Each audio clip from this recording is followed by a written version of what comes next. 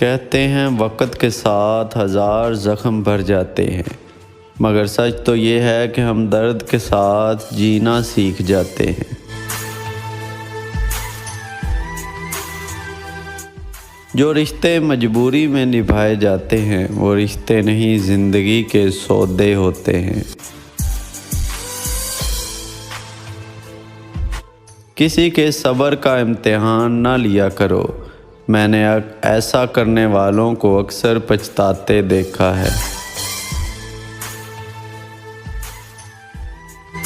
ہنسی کے پیچھے کا درد، غصے کے پیچھے کا پیار اور خاموش رہنے کی وجہ کوئی نہیں سمجھ سکتا۔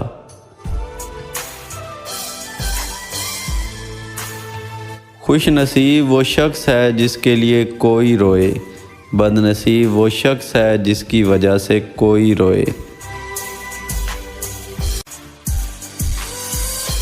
سارے جھگڑے ہی زندگی تک ہیں، کون مرتا ہے پھر کسی کے لیے؟ انسان کو بھولتا تو کچھ بھی نہیں، مگر بہت بار یہ ظاہر کرنا پڑتا ہے کہ اسے کچھ یاد بھی نہیں۔ پاؤں رکھنے پر چیخ اٹھتے ہیں، خشک پتوں میں بھی کتنی انا ہوتی ہے۔